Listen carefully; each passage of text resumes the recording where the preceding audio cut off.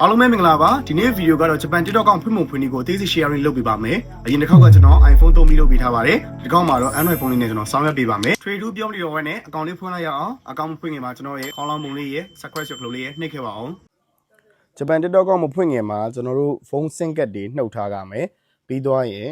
ကျွန်တော်တို့ရဲ့ TikTok application ကြီးကိုဖြတ်ထားကြမယ်နော် Android သမားတွေဖုန်းဆင့်ကတ်သုံးလို့ရှိရင်ကျွန်တော်တို့ location ချိန်နေရတာဖြစ်တတ်တယ်TikTok အကောင့်ကလည်းကျွန်တော်တို့က Chrome နဲ့ဖောက်မှာဖြစ်တဲ့အတွက် TikTok application ကိုဖြတ်ထားကြမယ်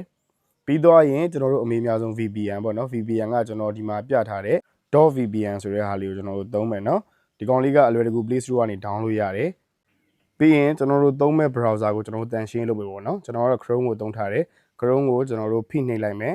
ဖိနှိပ်လိုက်လို့ဒီမှာပေါ်လာတဲ့ app info လေးကိုတစ်ချက်နှိပ်မယ်ပြီးတော့ကျွန်တော် storage ကိုတစ်ချက်နှိပ်မယ်ကျွန်တော်ကတန်ရှင်းလုပ်ပြီးသားဖြစ်တဲ့နှိပ်မရဘူးမိတ်ဆွေကနှိပ်လို့ရလိမ့်မယ်နော်တန်ရှင်းလေးတစ်ချက်လုပ်လိုက်မယ် Chrome ကိုတန်ရှင်းလုပ်ပြီးသွားပြီဆိုကျွန်တော်တို့ VPN ကိုချိန်မှာပဲဖြစ်ပါတယ်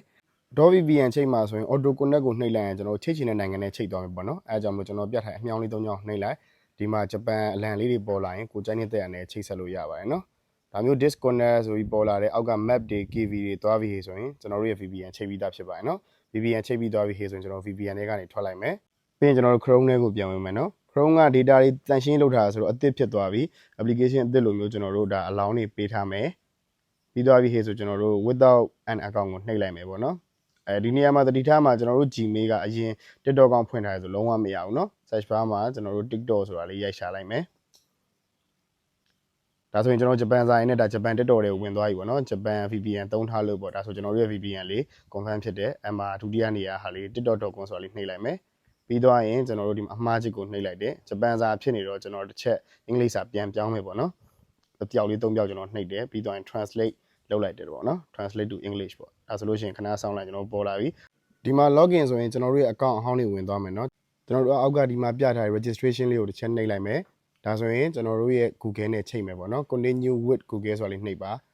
ကျွန်တော်ပြောထားသလိုပဲ account ချိန်ပြီးသားရဆိုမရဘူးเนาะ Gmail အသစ်ဖြစ်ရပါမယ်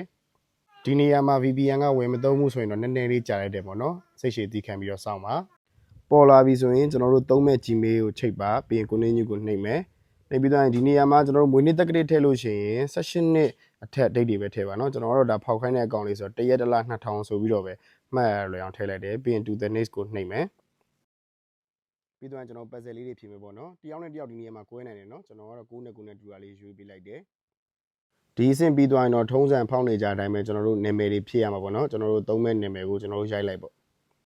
နာမည်ရိုက်ပြီးသွားပြီဆိုလို့ရှိရင်ကျွန်တော်တို့ရဲ့ဒါအကောင့်လေးကပြီးသွားပါပြီဒါပေမဲ့ကျွန်တော်တို့ရဲ့ account Japan region မိမမီ Japan account အစ်ဟုတ်မဟုတ်ဝင်ငွေရတဲ့ account ဟုတ်မဟုတ်ကျွန်တော်တို့တစ်ချက်ပြန်ဆက်ရပါမယ်။ကဲအဲဆိုကျွန်တော်တို့ရဲ့ account လေးရသွားပြီ။ဒါဆိုကျွန်တော်တို့အောက်ကပြထားတဲ့ profile ဆိုတဲ့နေရာလေးကိုနှိပ်မယ်။နှိပ်ပြီးသွားရင်ဒါကျွန်တော်တို့ထုံးစံတိုင်းပဲအပြောက်လေး၃ပြောက်နှိပ်လိုက်မယ်။ account management ဆိုတာလေးကိုနှိပ်မယ်။ဒါဆိုရင်ကျွန်တော်တို့ရဲ့ Japan region account လေးအောင်မြင်စွာဖွင့်လှစ်ပြီးပါပြီခင်ဗျာ။ဒါဆိုရင်တော့ကျွန်တော်တို့ရဲ့ Japan account လေးရသွားပါပြီเนาะ။အကယ်၍ဒီဗီဒီယိုလေးကြည့်ပြီးတော့ Japan account ဖွင့်တဲ့အခါမှာအဆင်မပြေတာလေးရှိလို့ရှိရင်ကျွန်တော်ရဲ့ comment မှာမေးမြန်းခဲ့ပါကျွန်တော်ဖြည့်ပေးပါမယ်ပြီးတော့ရင်ကျွန်တော်ရဲ့ YouTube မှာ